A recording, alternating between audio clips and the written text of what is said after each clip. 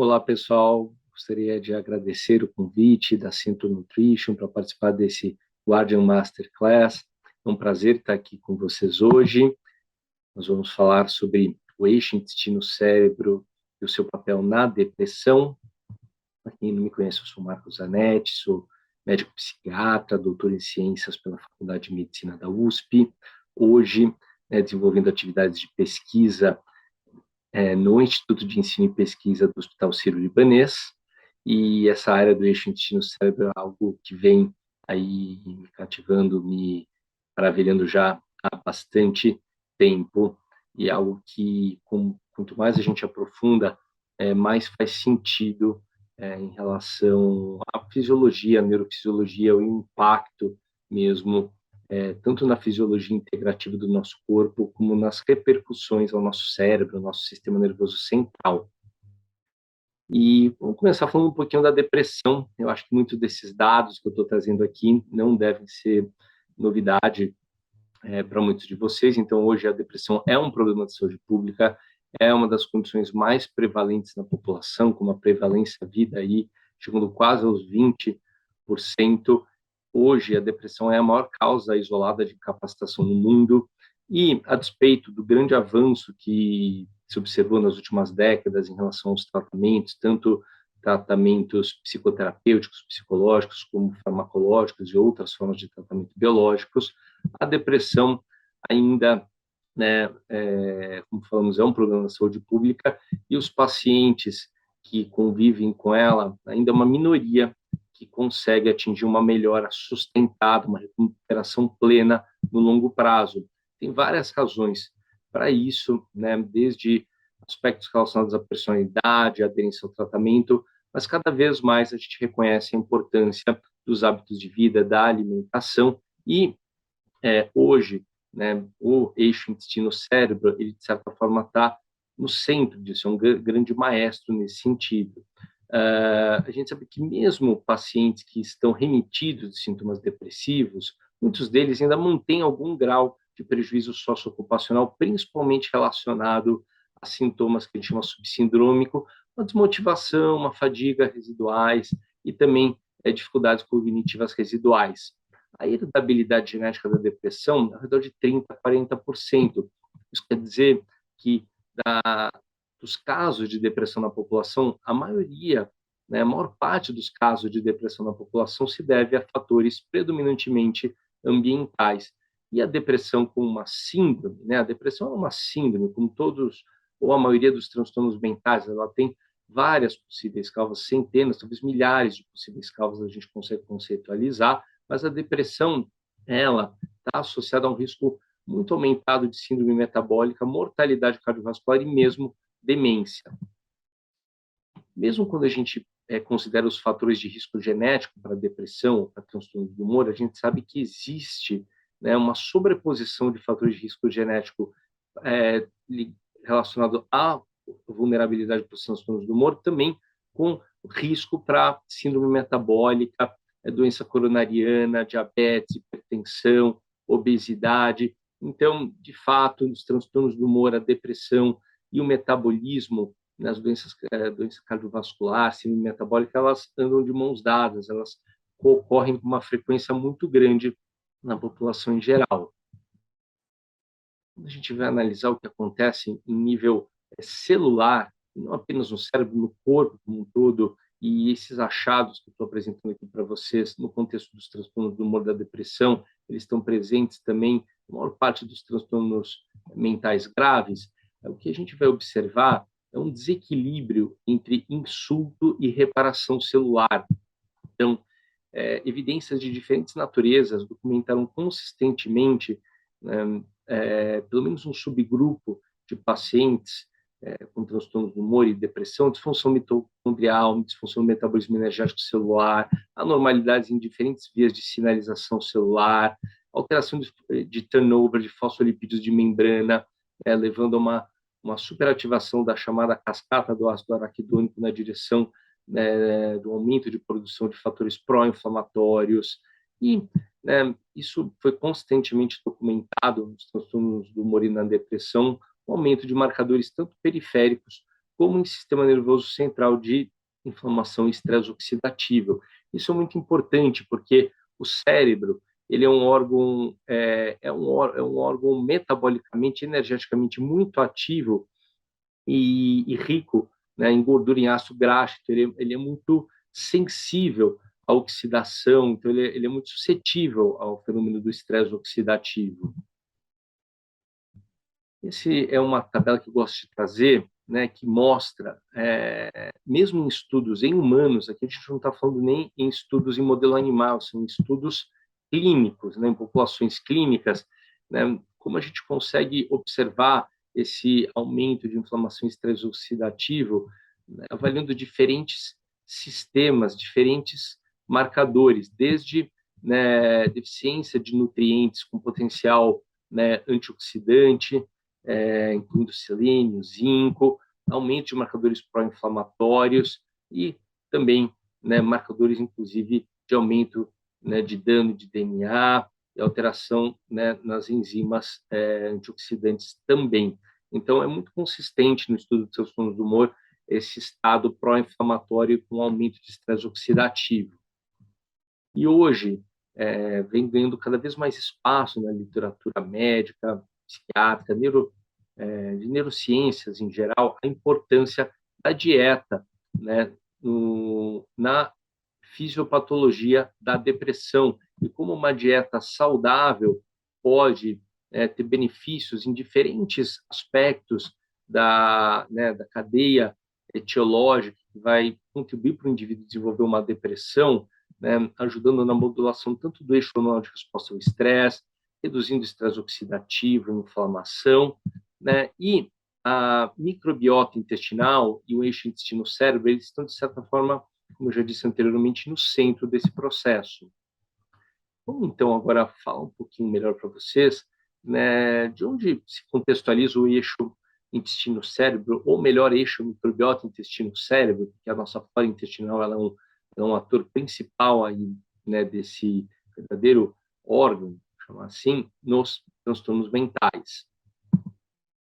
Eu gosto muito dessa figura, porque ela representa, de uma forma didática, as diferentes vias de comunicação mais bem conhecidas dentro desse chamado eixo intestino-cérebro. Então, a gente tem uma via imune, a gente vai falar um pouquinho melhor daqui a pouco, uma via endócrina, né, uma via vagal, né, aqui, que é a principal via física de comunicação dentro do eixo intestino-cérebro, dada pelo nervo vago, é uma via que consegue conectar o lumen intestinal com o tronco cerebral com apenas uma sinapse, ela realmente sente, né, os metabólitos produzidos pela microbiota intestinal, e outras vias humorais indiretas, mas que são muito importantes.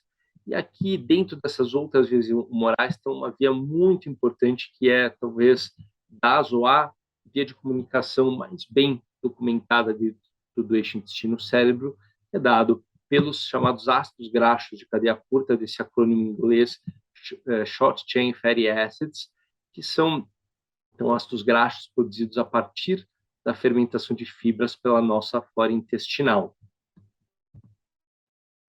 A produção de ácidos graxos de cadeia curta, através da fermentação de fibras, como eu disse, é um dos mecanismos mais importantes dentro desse eixo intestino-cérebro. E por quê? Porque esses ácidos graxos, eles têm diferentes funções, né? Primeiro, são as principais vias de nutrientes, de energia para as células intestinais, para os enterócitos e também para os hepatócitos. Mas, além disso, né, os ácidos graxos de cadeia curta, eles primeiro eles atuam como sinalizadores, né, no intestino, né, eles vão, através da ação de diferentes células, de diferentes tipos de células intestinais, diferentes receptores intestinais, modular a expressão, né, de enzimas, a produção de interhormônios. Além disso, caindo na circulação sistêmica, eles vão atuar em receptores remotos, inclusive no sistema nervoso, tendo uma ação imunomoduladora muito importante. Existem 3 ácidos graxos mais bem estudados, o acetato, o propionato e o butirato, dos quais o butirato é de longe, aquele mais bem documentado em relação aos seus efeitos benéficos, particularmente no contexto do cérebro. Então, quais são os efeitos benéficos do butirato? Muitos de vocês já devem ter ouvido falar do butirato. Então, como eu disse, é uma das principais fontes de nutrição, né, de energia para as células intestinais e do fígado, diminuindo a inflamação local. O butirato, ele regula a expressão de tight junctions, né, moléculas de adesão paracelular, tanto no intestino como na barreira hematoencefálica, modulando a permeabilidade tanto intestinal como da barreira hematoencefálica. É por isso que se fala, muitas vezes, de que a permeabilidade da barreira hematoencefálica ela reflete a permeabilidade intestinal. Isso é dado, em grande parte, pelo butirato. O butirato estimula a produção de hormônios intestinais, como GLP-1, peptídeo Y, leptina, grelina, que irão atuar no cérebro, influenciando saciedade, cognição, humor. Ele exerce um papel imunomodulador com efeito predominantemente inflamatório, tanto sistêmico como cerebral, através da ação remota nesses três principais tipos de receptores. Esses dois primeiros, os free fatty acids e o aryl hydrocarbonate receptor, são aqueles mais famosos, mais bem estudados. Ele também se documentou modula negativamente a via da quinurenina, que é uma via muito importante para que regula, na verdade, a principal via que utiliza o aminoácido essencial triptofano e a atividade dela regula, de certa forma, a disponibilidade de triptofano para a produção de 5-HTP através da enzima triptofano hidroxilase e depois, né, do 5-HTP, ele é utilizado como substrato para a produção de serotonina e melatonina no cérebro. E o butirato, ao fazer um down-regulation da enzima, a primeira enzima, que é a enzima reguladora dessa via, né, no intestino, que é a IDO, na verdade a IDO é a principal via da quinurenina fora do fígado, né, da via da quinurenina extrahepática, dessa forma aumentando a disponibilidade de triptofano para a produção de 5-HTP, serotonina e melatonina. Também atua, vejam só, inibindo histona deacetilases. Então, as histonas deacetilases são enzimas muito importantes, né, tanto, né, no núcleo celular, mas também em alguns subtipos, algumas subformas presentes no citoplasma, regula diversos processos intracelulares, incluindo produção energética, regulação epigenética e produção de neurotrofinas. Aquilo que eu falei para vocês, a gente vai voltar a falar da via imune dentro do eixo intestino-cérebro, que é a importância, que é muito representada pela importância da microbiota intestinal para a modulação do nosso sistema imune e inflamação. Então, o nosso trato digestivo, ele objetivamente compreende a maior interface de comunicação entre o nosso corpo e o ambiente externo, né? As estimativas variam entre estudos, mas aproximadamente, se a gente abrir todas as reentrâncias de vilosidades intestinais, nossa superfície intestinal pode atingir ao redor de 200 metros quadrados, as estimativas variam entre 40 e 400, se tiver uma tendência modal, se fala 200 metros quadrados, mas o fato é que isso torna o nosso intestino, o nosso trato gastrointestinal crítico para a modulação do sistema imune. Dessa forma, componentes estruturais das bactérias, né, um dos mais famosos é o chamado LPS, lipopolissacárides, promove uma estimulação tônica do sistema imune inato. Além disso, proteínas bacterianas ou mesmo dos alimentos podem apresentar uma reação cruzada com antígenos humanos, levando a respostas disfuncionais do sistema imune adaptativo, né? Um exemplo clássico disso que tem sido muito falado é a relação, né, do mimetismo molecular da gliadina, né, aquela molécula presente no trigo, no glúten, com tecidos do nosso corpo, podendo levar, por exemplo, a anticorpos, a estimular, ou contribuir para a produção de anticorpos antitireoide. E o excesso de estimulação por desbiose intestinal e ou aumento de permeabilidade intestinal, e esses dois fenômenos frequentemente ocorrem, pode levar à inflamação sistêmica e ou mesmo neuroinflamação, inflamação no sistema nervoso central. E essa inflamação em sistema nervoso central, essa neuroinflamação, ela por si só tem um impacto muito negativo na neurotransmissão através da influência dos fatores pró-inflamatórios sobre duas vias bioquímicas muito importantes para a produção de neurotransmissores. o chamado ciclo da tetrahidrobiopterina e a própria via da quinurenina. O fato é que no estado pró-inflamatório, isso vai levar a uma diminuição da produção de monoamina, serotonina, dopamina e noradrenalina, e também ao excesso de produção, né, de um dos metabólitos finais da via da quinurenina no cérebro, que é o chamado quinolinato, ácido quinolínico, que é um agonista NMDA. Né? E a gente sabe que tanto esse déficit de produção ou liberação de monoaminas, como um excesso de estimulação de receptores glutamatérgicos NMDA pode contribuir para a depressão. Além, né, da influência da própria via imune do eixo intestino-cérebro na produção de monoaminas e transmissão glutamatérgica, existe uma série de outras vias através das quais a microbiota intestinal exerce um efeito modulador sobre a neurotransmissão. Essas são vias bastante complexas que ainda estão sendo melhor compreendidas. Muitos desses fenômenos foram descritos muito recentemente, nos últimos anos. Então, por exemplo, a gente sabe, né, que a expressão de triptofano hidroxilase 1, muito importante para a produção de 5-HTP a partir do triptofano, e vai servir como substrato para o cérebro produzir serotonina, uma expressão da enzima triptofano hidroxilase 1 nas células enterocromafins, ela é induzida, modulada, né, por vários metabólitos de bactérias intestinais, não apenas os ácidos graxos de cadeia curta, como butirato, mas outros. Além disso, né, se documentou que a flora intestinal regula a relação GABA-glutamato no cérebro por vias, né, através de mecanismos ainda não totalmente conhecidos, também modula a expressão do transportador de dopamina no cérebro, principalmente estriado, altera o metabolismo de ácidos graxos e produção cerebral de endocannabinoides, enfim. O fato é que a nossa microbiota intestinal exerce uma influência muito mais profunda, complexa do que se imaginava na nossa neurotransmissão, e esse é um conhecimento em evolução. A gente ainda está começando a compreender todos os mecanismos envolvidos, né? Mas o eixo intestino-cérebro, ele influencia o nosso cérebro e o nosso comportamento de uma forma intrigante, imbricada, eu acho, e essa é uma das razões que eu verdadeiramente me apaixonei pelo estudo, né, desse sistema, né, o eixo intestino-cérebro. Eu acho que é interessante, né, a gente perceber, né, que diferentes fatores influenciam a nossa microbiota intestinal e que muitos desses fatores acabam por si só estando impactados na depressão.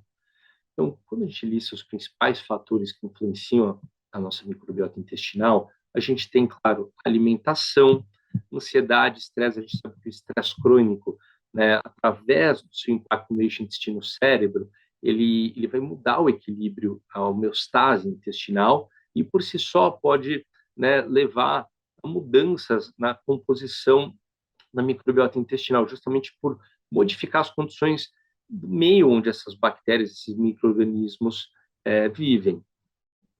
Alterações de sono, né? A insônia tem um efeito disruptor sobre a microbiota intestinal. Atividade física, a gente sabe que a atividade física ela traz benefícios para o equilíbrio da flora intestinal. Medicamentos não antibióticos, claro, os antibióticos evidentemente influenciam, mas muitos medicamentos não antibióticos também acabam exercendo algum impacto sobre a flora intestinal, né, incluindo aí antidepressivos, antipsicóticos, psicotrópicos em geral, e a genética.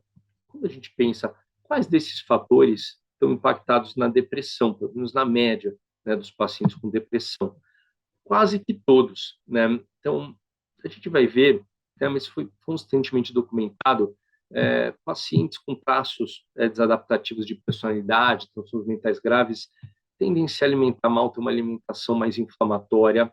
Evidentemente, os pacientes deprimidos, eles estão vivenciando um estado de estresse crônico, muito comum alterações do sono na depressão. Muitos desses pacientes são sedentários e muitos desses pacientes recebem diferentes tipos de medicamentos. Então, tudo isso vai tender a impactar negativamente a microbiota intestinal e contribuir, muitas vezes, para um estado disbiótico no nosso trato digestivo.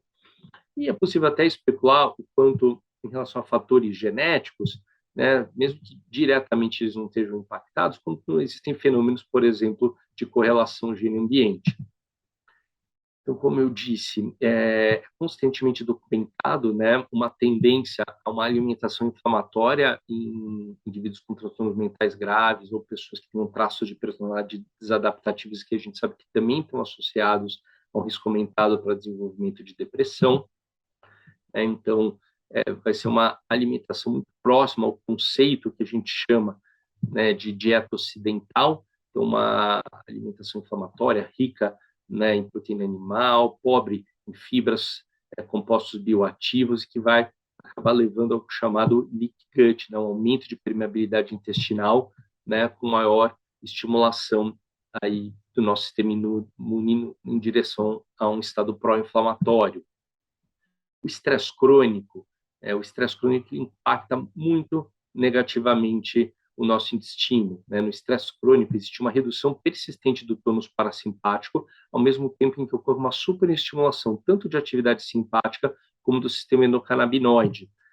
O fato é que isso vai resultar em alterações significativas na homeostase intestinal local, incluindo redução de motilidade intestinal, diminuição de secreção de muco, fluidos e secreções digestivas, o que por si só pode aumentar, mudar todo o pH do lume intestinal, e a gente sabe que diferentes populações de micro-organismos tendem a subsistir em faixas preferenciais de pH, e também levar a um aumento na permeabilidade intestinal.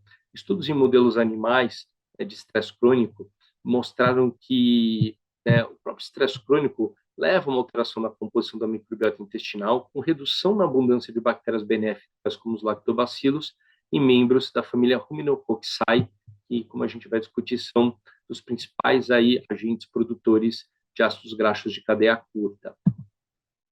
O sono, como eu disse, por diferentes mecanismos e através aí de um verdadeiro ciclo vicioso, ele vai ter um efeito, né, as alterações do sono, a insônia tem um efeito disruptor sobre a microbiota intestinal, um impacto muito negativo no eixo intestino-cérebro. E é curioso, né, que o próprio estresse crônico, e eu especulo aqui justamente por esse impacto negativo do estresse crônico sobre o equilíbrio intestinal, se documentou que o próprio estresse crônico está associado, né, a uma depleção de micronutrientes. Né? Então, o próprio estresse crônico contribui, né, para além da alimentação, contribui para uma depleção, uma deficiência de micronutrientes.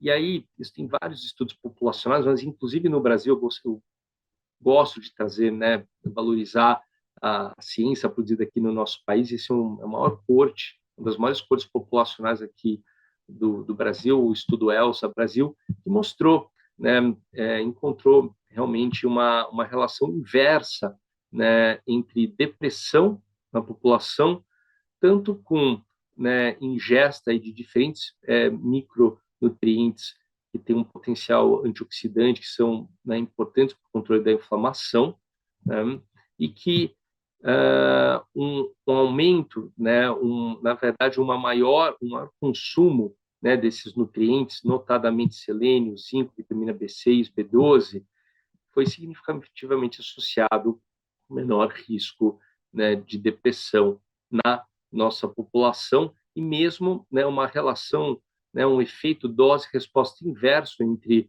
né, a ingesta total de antioxidantes e a gravidade clínica da depressão, aqui, né, observada nas mulheres desse estudo. Aqui, o estudo está mostrando da ingesta, mas o que a gente está falando aqui é que o próprio estresse crônico dificulta a própria absorção desses nutrientes.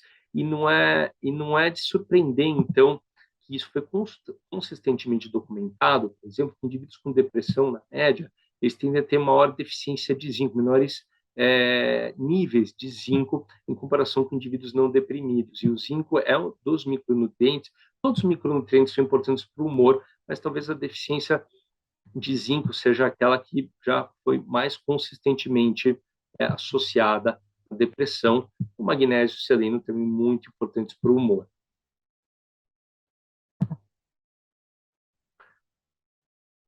E nos últimos anos foi, né, vem sendo cada vez mais estudado o próprio eixo intestino-cérebro, a microbiota intestinal em indivíduos com transtornos mentais, inclusive na depressão maior.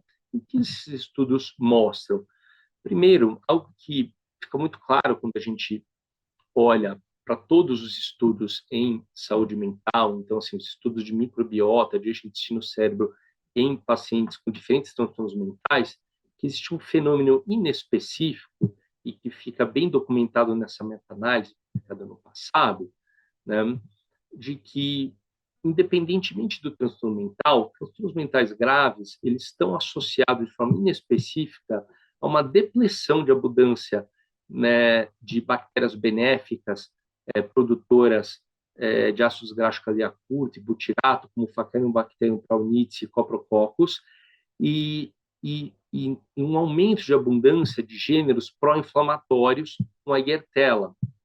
Isso foi constantemente documentado nessa meta-análise, né?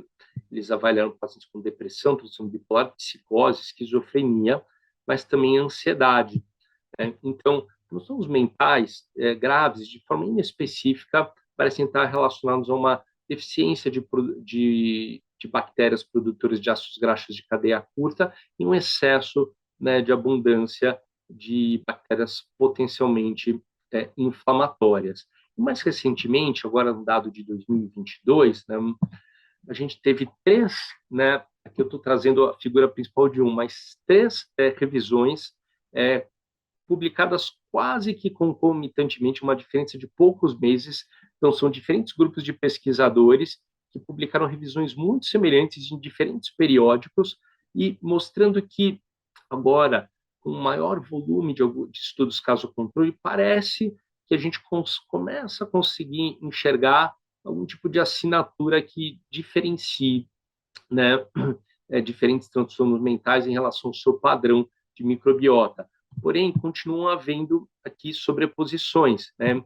E esses três estudos, eu trouxe foi o primeiro a ser publicado, né, do Mike Guinness, é um estudo conduzido pelo grupo da professora Felice Jaca, da Universidade de Melbourne, da Deakin University, perdão, da Deakin University, que fica em Melbourne, estão mostrando que sim, existe aqui uma inespecificidade de alguns achados, então, de fato, né, redução de bactérias produtoras de butirato, mas olha que curioso, né, um excesso de lactobacilos, além da Ehrlichia, um excesso de lactobacilos.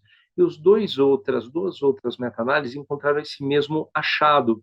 Então, excesso de lactobacilos parece ser um achado inespecífico em diferentes transtornos mentais graves, né? E na depressão também aí aqui um excesso às vezes de possíveis patobiontes, né, de patógenos, Shigella, coli, redução de alguma espécie de Prevotella. A gente sabe que a Prevotella tem diferentes linhagens, né, e que algumas são benéficas, outras são maléficas. A maior parte dos estudos usou uma metodologia, né, de DNA baseado, né, de análise baseado no DNA ribossomal 16S, então que não consegue, né, discriminar em nível de espécie e linhagem. Então, fica difícil às vezes saber exatamente o que esse achado Prevotella, qual ele é específico, qual linhagem, né, espécie pode estar se referindo. Então, ainda é um achado que precisa ser expandido por novos estudos, mas alguns princípios vão ficando claros, né? E, de novo, né, além da redução, né, de flora produtora de ácido graxo cadeia curta, né, também aqui um excesso de lactobacilo junto com uma flora pró-inflamatória começa a emergir como um achado e, como eu disse, foi constantemente replicado por três grupos, né, diferentes, né, também esses dois outros estudos publicados quase que concomitantemente. Aqui, né, é interessante lembrar a relação da comorbidade muito frequente entre ansiedade, depressão e síndrome do intestino irritável. Então, não é à toa que essas condições elas acontecem juntas, né? Então, tanto os transtornos ansiosos, transtornos do humor, como a depressão e a síndrome do intestino irritável, são condições muito frequentes na população e o intestino irritável, apesar da frequência na população, ele está associado a altas taxas de não resposta, mesmo em clínicas especializadas. Essas condições, né, ansiedade, depressão, primeiro assim, ansiedade e depressão já andam muito juntos, porque o estresse crônico, né, se não adequadamente tratado, ele vai evoluir para uma depressão. A depressão também pode se manifestar, muito frequentemente se manifesta com níveis elevados de ansiedade e estresse, um ciclo vicioso, e ambos ocorrem, né, de forma muito frequente com o intestino irritável. Então, a prevalência de sintomas, transtornos ansiosos e depressivos, ela acontece, né, de uma forma 2 a 3 vezes maior em pacientes com intestino irritável do que na população em geral. Então, na verdade, assim, é quase que a maioria, quase não é, a maioria, a grandíssima maioria dos indivíduos com intestino irritável tem, né, alguma comorbidade com algum transtorno ansioso ou depressão. É interessante que se observa maior gravidade de depressão e ansiedade em pacientes com intestino irritável em comparação com as doenças inflamatórias intestinais. A depressão e a ansiedade também ocorrem com as doenças inflamatórias intestinais, mas a gravidade acaba sendo maior nos pacientes com intestino irritável, que é um dado que eu acho bem curioso. E sim, já se documentou marcadores de leak gut, né, de intestino gotejante ou permeável, né, na depressão e particularmente, né, em indivíduos com comportamento suicida. Então, o que mostra para nós, né, como, né, o sofrimento intestinal verdadeiramente pode, né, estar de alguma forma sinalizando e mesmo mediando, né, fenômenos fisiológicos que vão contribuir, né, para a alteração do humor, para a depressão, mas mesmo para o comportamento suicida. E alguns, né, por exemplo, esse estudo, alguns dos marcadores de leaky gut avaliados nesse estudo, como esse marcador, que é o Intestinal Fatty Acid Binding Protein, ele se correlacionou com medidas de depressão nessa escala CAMADRAS, que é a Montgomery Asberg Depression Rating Scale. Então, mostrando que existe aí uma proximidade, né, uma proximidade mesmo de fenômenos fisiopatológicos entre o leaky gut e as manifestações depressivas e mesmo comportamento suicida. Como a gente abordar, né, esse distúrbio do eixo microbiota intestino-cérebro, né, nos nossos pacientes com depressão? E aqui eu trouxe para ilustrar os princípios, vou discutir com vocês um caso clínico para a gente discutir também. Existem alguns princípios gerais. Tá? Primeiro, é importante lembrar que melhorar os hábitos de vida, que eu considero fundamental, vamos falar melhor disso, e tratar especificamente o intestino, isso não é excludente com você tratar a depressão ou a ansiedade em si, né? Então, a psicoterapia e, quando indicado, tratamento farmacológico, algum outro tratamento biológico, por exemplo, neuromodulação específico, eles devem também ser empregados. Agora, eu realmente acredito, né, que os hábitos de vida não saudáveis e essas alterações de microbiota intestinal, de eixo intestino-cérebro, que vão levar a um estado pró-inflamatório, eles são muito importantes na chamada neuroprogressão, que é mesmo, né, uma piora do quadro do transtorno do humor e da depressão que a gente observa ao longo do tempo, incluindo aí o aparecimento de dificuldades cognitivas cada vez mais proeminentes que vão começando a impactar no dia a dia do indivíduo. Então, eu tenho hoje de que a gente olhar para essa alteração intestinal, independente da manifestação do desconforto do intestino irritável, que muitas vezes também está acontecendo, é uma forma também, ao meu ver, da gente ajudar a prevenir, né, a chamada neuroprogressão. Mas, às vezes, o indivíduo está tão comprometido que você precisa mesmo tratar a depressão, a ansiedade, para, inclusive, ajudar ele, para permitir que ele se engaje com o tratamento. Eu falo isso muito para os pacientes, que a gente, né, o tratamento farmacológico, ele gera uma janela de oportunidade que a gente precisa aproveitar para melhorar hábitos de vida e quando preciso tratar especificamente o intestino. Então, psicoterapia sempre, tratamento farmacológico, biológico, a gente vai acabar indicando para os quadros de depressão moderada, a grave, ou que não responderam à psicoterapia, ou que a gente tem uma gravidade que demande, né, uma intervenção, uma melhora mais rápida. Mas uma vez que o indivíduo começa a melhorar, é fundamental a gente intervir nos hábitos de vida. Então, né, trabalhar com o indivíduo uma rotina regular, atividade física e alimentação. Também tem isso, não adianta a gente usar suplementos, prebióticos, probióticos para o intestino, se olhar para a alimentação. Isso é fundamental e isso, muitas vezes, por si só, já é um grande aliado no tratamento intestinal, o principal aliado, eu diria.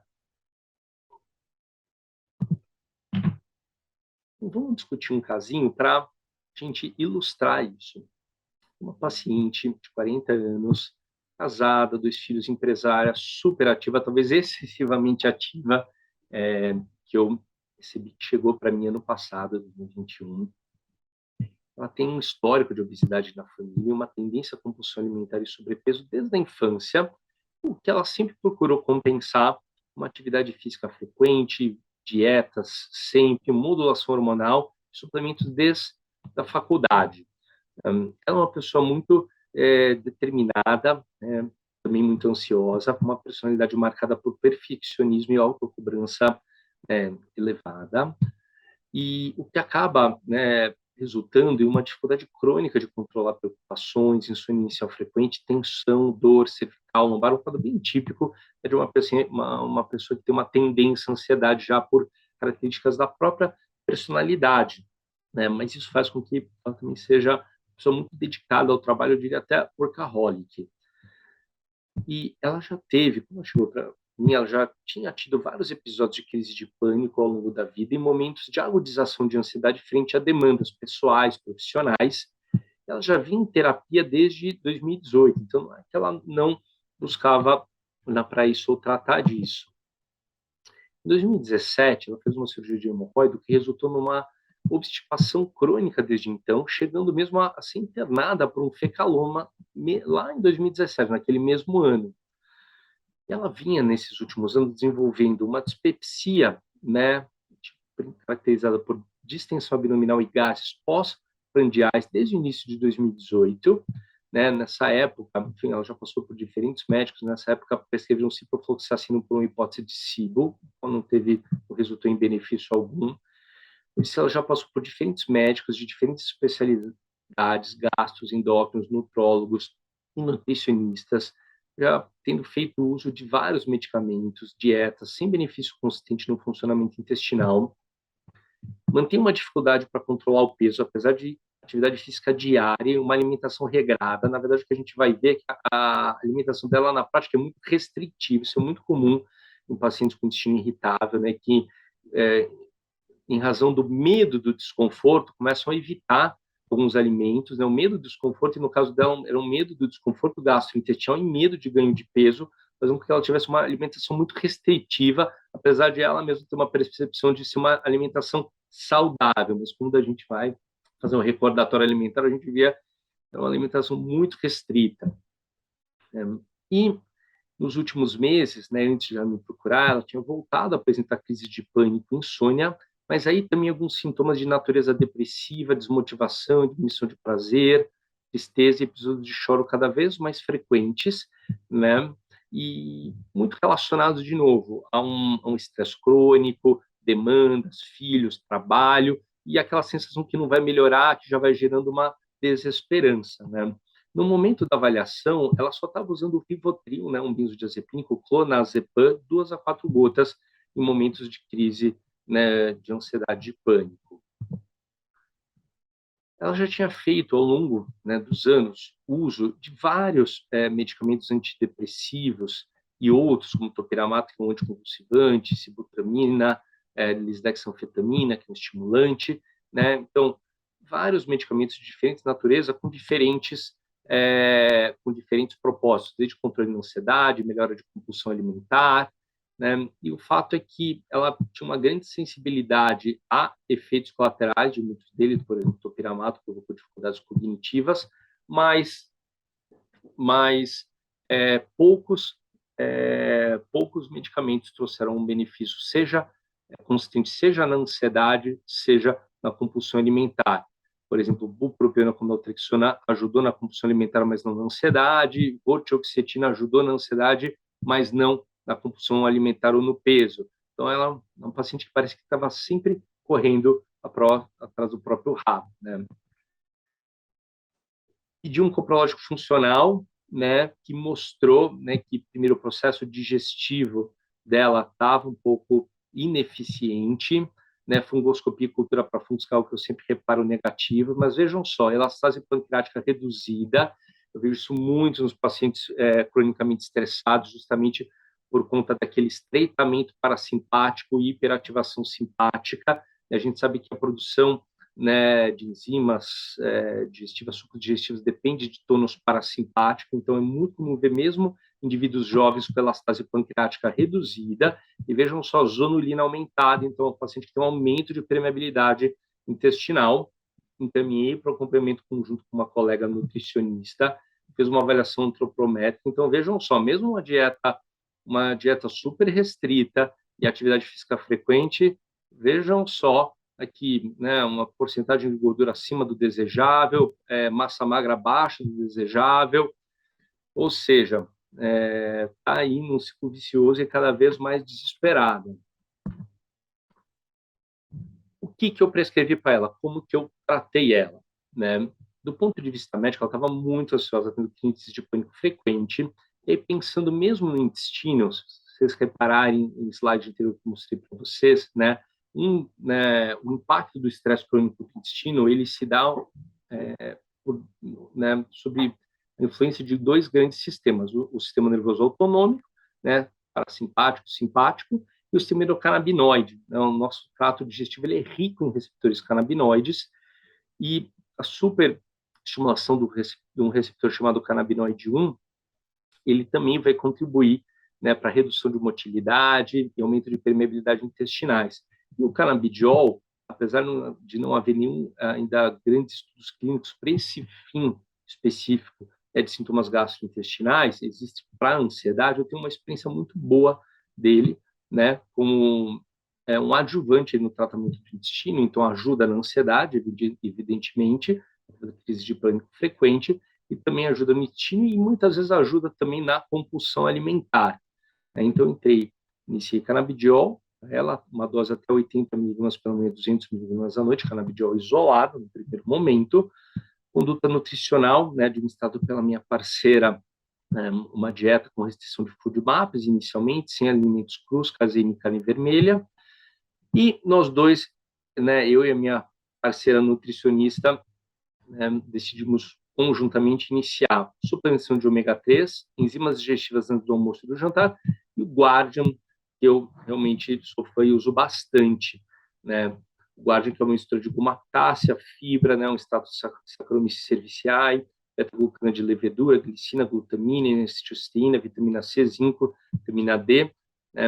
A gente iniciou um sachê diluído em água, às vezes eu gosto também de usar diluído em água de coco pela manhã e à noite. E por que eu gosto do Guardian? Por que eu elegi o Guardian para essa paciente em particular? Primeiro, né, a gomacácea, né, além de ela ser uma fibra com baixo poder fermentativo, porque isso é algo que a gente deve levar em consideração quando a gente está abordando esses pacientes que estão com uma desbiose, né, intestinal, um intestino permeável. Se a gente prescreve para eles, por exemplo, inulina, é uma ótima fibra, talvez mais estudada, muito fermentativa, o paciente não tolera. Além disso, a gomacácea, né, tem evidências mostrando que ela ajuda na saciedade, também ajuda na resposta glicêmica. Né? Então, uma paciente com uma tendência à compulsão alimentar, a gente falou dessa relação também da depressão com risco de síndrome metabólica, eu gosto muito da gomacácea nessas situações. Né? Esse também sobre aqui, né, o Saccharomyces cerevisiae, né, estudos mostrando que o extrato, né, o sobrenadante do Saccharomyces cerevisiae, ele tem uma atuação muito interessante nos pacientes com desmotilidade intestinal, mesmo obstipação. E a N-acetilcisteína, né? A N-acetilcisteína, ela é, assim, de nutracêuticos, um dos queridinhos dos psiquiatras, né? Por que os psiquiatras estudam bastante, usam bastante a N-acetilcisteína, né? Então é interessante a gente pensar qual é o mecanismo de ação de N-acetilcisteína. N-acetilcisteína, o famoso NAC, é rapidamente convertido em cisteína, sendo capaz de aumentar, restaurar os níveis celulares de glutationa, então principalmente oxidante endógeno. Então, pelo que eu falei para vocês, a depressão, assim como todos os transtornos mentais graves, estão associados com um aumento de estresse oxidativo, um aumento de estresse oxidativo celular, em sistema nervoso central. Além disso, a N-acetilcisteína tem outras ações que vão levar também a uma melhora na função mitocondrial, ação anti-inflamatória, tanto direta como indireta através da glutationa, e também ela consegue aumentar, resgatar os níveis de glutamato extracelular, porque ela aumenta a troca cisteína-glutamato através de um sistema de transportador, né? Então, existem evidências também mostrando que, pelo menos um subgrupo de pacientes com depressão tem um déficit de glutamato extracelular, e alguns estudos mostrando esse benefício da N-acetilcisteína, né, na depressão. Essa até uma revisão recentemente publicada no CNS Drugs, né, então, que fala justamente isso, através das suas ações antioxidantes, anti-inflamatórias e modulação glutamatérgica, né, a UNAC, a N-acetilcisteína, né, pode ter um papel no tratamento de diferentes transtornos mentais. Os maiores estudos são com esquizofrenia, autismo, TOC, né, transtorno obsessivo compulsivo, mas mesmo a depressão. Então, vocês veem, a gente tem esses 2 trials clínicos de N-acetilcisteína para depressão com resultados positivos. Então, por tudo isso, né, também tem o zinco, a gente viu, né, muitos pacientes com depressão são depletados em zinco, vitamina D muito importante para a resposta ao tratamento antidepressivo, glutamina, glicina são importantes para a reparação intestinal, né, isso vai ser discutido melhor no evento. Então, tudo isso em conjunto, eu acho o Guardian um recurso muito importante para esse perfil de paciente.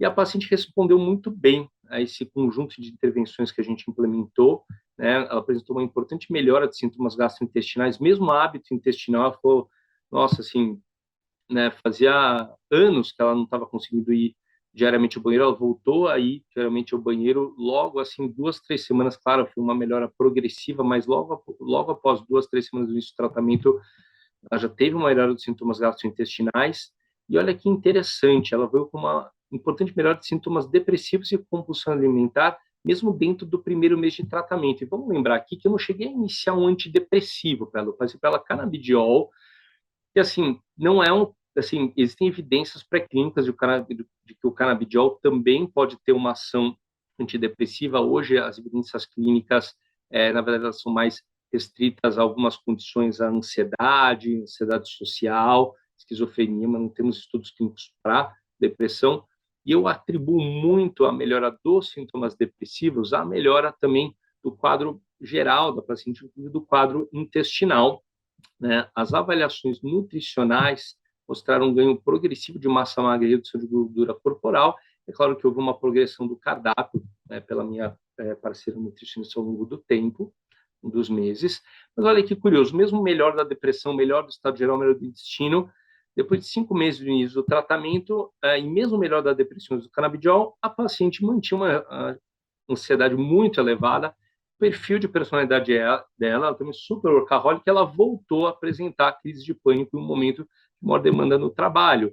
E nesse momento eu acabei optando por voltar a um medicamento aí mais tradicional, a vortioxetina, porque ela realmente estava tendo crises de pânico muito frequentes, apesar de melhor do quadro intestinal, melhor do quadro depressivo, e tudo bem, né? É um tratamento integrado, e às vezes a gente precisa, né, usar medicamentos tradicionais também. Então, a gente vai adaptar a necessidade do paciente. Então, por vezes, uma escolha do paciente, algo que eu, por exemplo, converso muito com essa paciente em relação ao ritmo de trabalho dela, mas, enfim, ela é apaixonada pelo que ela faz, é algo também muito discutido na terapia, são escolhas que a pessoa faz. Então, ela está num momento aí de sucesso profissional e, para dar conta, enfim, é discutido, ok, prefiro voltar temporariamente um medicamento tradicional, é um medicamento que ela tolera muito bem, a vortioxetina, para, né, ela conseguir atravessar uma fase de maior demanda, mas mantendo aí melhores hábitos de vida e agora com uma dieta menos restrita. Pessoal, espero que vocês tenham gostado. Era isso que eu quis discutir com vocês hoje. Dúvidas, se tiver dúvidas, fique à vontade de me contactar, que está o Instagram. E gostaria de reiterar aqui o meu agradecimento para a Centro Nutrition pelo convite.